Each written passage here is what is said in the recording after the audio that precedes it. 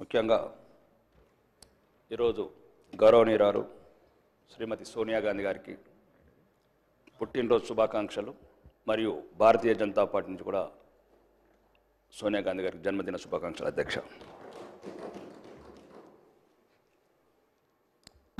ఇంకా తెలంగాణ తల్లి 2014 జూన్ 2 నాడు మిగులు బడ్జెట్లున్న రాష్ట్రం ఉన్నప్పుడు ఆ విగ్రహం ఉండేది. ఇప్పుడు అప్పుల పాలైన తెలంగాణ లాగా ఈ విగ్రహం ఉందని ప్రజలు అంటున్నారు అధ్యక్ష. తెలంగాణ ప్రజలు ముఖ్యంగా తెలంగాణ ప్రజలు రాతలు మార్చాలి కానీ తెలంగాణ తల్లులు మారుస్తూ ఒక్క నిమిషం ఆగండి, మాట్లాడేటప్పుడు ఆగండి, నేను మాట్లాడతాను, కేకలు పెడతాను. నేను ఒకటి అధ్యక్ష, మరి ముఖ్యంగా ఈరోజు మళ్ళీ వచ్చే ప్రభుత్వం మళ్ళీ మార్చాలి అంటే ఇవి రాను తెలంగాణ ప్రజల మీద గుదిబండ పడుతుంది అధ్యక్ష. నిన్నొక్కరు, ఈరోజొక్కరు, రేపొక్కరు పార్టీ తెలంగాణ ప్రజలంతా ఈరోజు అందులో ఒకటే ఒక లోపం ఉంది. ఓకే, అది మీరు సరిదిద్దుకోండి, లేకపోతే లేదు. ఈ ఒకటి మంత్రి గారు, మీరు గౌరవనీయ మంత్రులు, అదొక్కటే మీరు చేసిన పని ఆ హస్తం పెట్టుట్లా తెలంగాణ ప్రజలంతా కాంగ్రెస్ తల్లి అంటున్నారు అధ్యక్ష. బహిరంగంగా చెప్తున్నా, వాళ్ళు చెప్తలేరు, నేను ఏం చెప్తున్నాను అధ్యక్ష. అదొక్కటి లేకుండా బతుకమ్మ లాంటి మన బతుకమ్మ తల్లిని పెడితే బాగుండేది. ఆ చేతి అధ్యక్ష, నేను మాట్లాడి అందమంతం సమానం.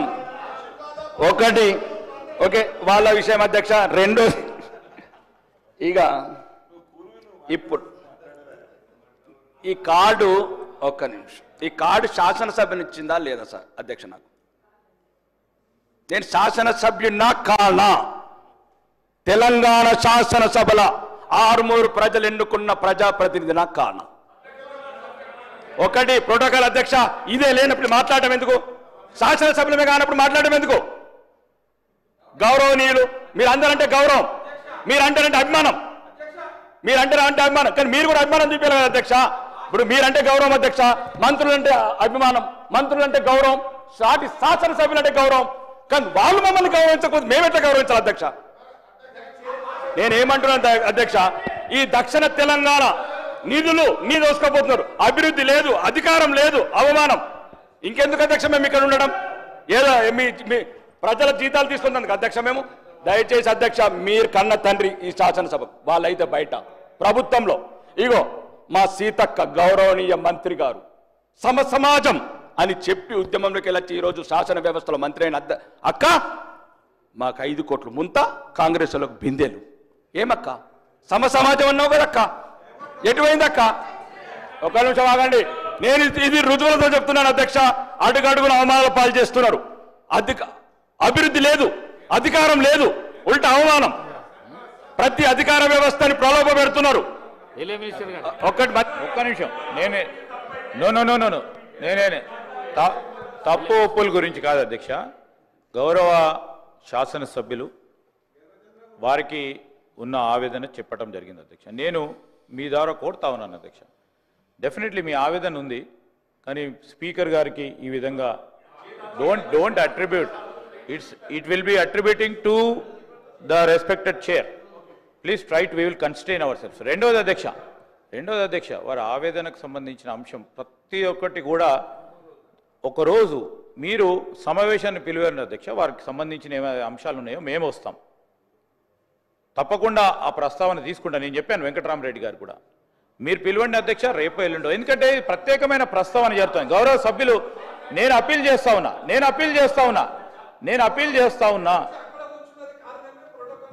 డెఫినెట్లీ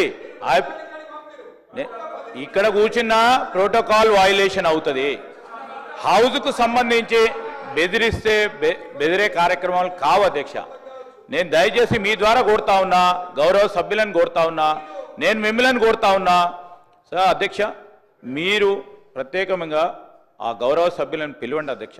ఎక్కడ ప్రోటోకాల్ ఉల్లంఘన జరిగినాయో ఆ ప్రోటోకాల్ ఉల్లంఘనకు సంబంధించిన అంశం విషయంలో మేము ప్రభుత్వ అధికారులకు కూడా మేము తెలియజేయడం జరుగుతుంది, ఆదేశాలు కూడా ఇవ్వడం జరుగుతుంది. ఈ స్పష్టంగా చెప్పాం. దయచేసి నేను గౌరవ సభ్యులను కోరుతా ఉన్నా, ఈరోజు ఈ విగ్రహ ఆవిష్కరణకు సంబంధించిన అంశాల విషయంలోనే ఒక ప్రత్యేకమైన ప్రస్తావన జరుగుతూ ఉంది.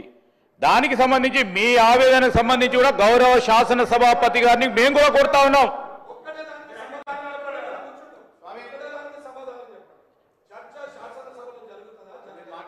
ఇప్పుడు సార్ ఇది అనేక సందర్భాల్లో చూసినాం అధ్యక్ష, మేము కూడా అనేక సందర్భాల్లో అనుభవించినాం, మేకు తెలుసు. ఈరోజు ఒక్కసారో రెండు సార్లు ఇక్కడ కూర్చున్న చాలా మంది శాసనసభ్యులు చాలా సందర్భాల్లో ఇక్కడ కూర్చున్నాం, ఇక్కడ కూర్చున్నాం, అక్కడ కూర్చున్నాం, అక్కడ కూర్చున్నాం, ఇక్కడికి వచ్చినాం. ఈరోజు వారి ఆవేదన అర్థం చేసుకునే పరిస్థితిలో ఉన్నాం కనుకనే ఈరోజు నేను స్పీకర్ గారు ప్రత్యేకంగా సమావేశాన్ని పిలవమని చెప్తా ఉన్నాను, కోరుతా ఉన్నాము స్పీకర్ గారిని.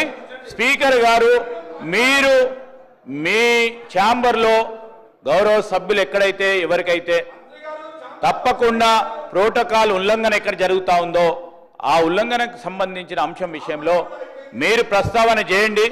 మేము ప్రభుత్వ పరంగా మేము తప్పకుండా దాన్ని సరిదిద్దుకునే అవకాశం తీసుకుంటాము. ఈరోజు మేము చెప్తా ఉన్నాం అధ్యక్ష, అనేక సందర్భాల్లో వారు పాపం కొత్తగా వచ్చిండ్రు శాసనసభ్యులు, అనేక సందర్భాల్లో మీరు చూసిండ్రు, అటున్నాం ఇటున్నాం, మేము కూడా ఆవేదన చెందినాం. కానీ సభా సాంప్రదాయాలకు అనుగుణంగానే నడిచినాం, ఎక్కడ కూడా ఇబ్బంది లేదు. నేను గౌరవ శాసన సభ్యులను కోరుతా ఉన్నా, ఇది ఒక ప్రత్యేకమైన ప్రస్తావన, ప్రత్యేకమైన అంశం పైన స్టేట్మెంట్ కు సంబంధించి ఈరోజు మీరు అనుమతి ఇచ్చడంతో ఆ స్టేట్మెంట్ కు సంబంధించిన అంశాలను ప్రస్తావన చేయడానికి అవకాశం ఇచ్చిండ్రు.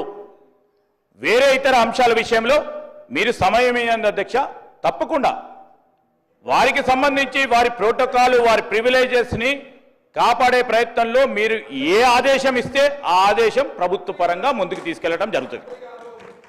వెంకట్రామరెడ్డి గారు దయచేసి సభను సజావుగా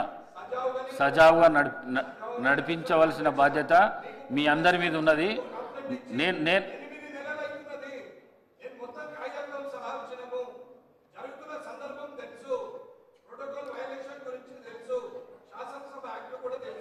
మీకు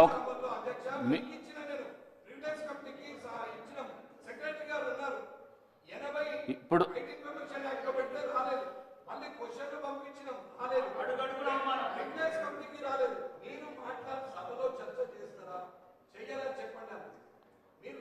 వెంకట్రామరెడ్డి గారు రాకేష్ రెడ్డి గారు ప్లీజ్ కూర్చోండి, ప్లీజ్ కూర్చోండి, ప్లీజ్ కూర్చోండి. వెంకట్రామరెడ్డి గారు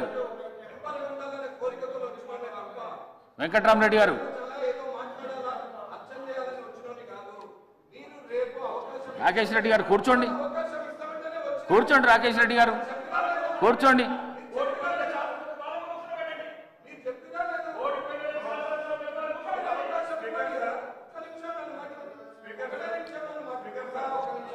పాయల్ శంకర్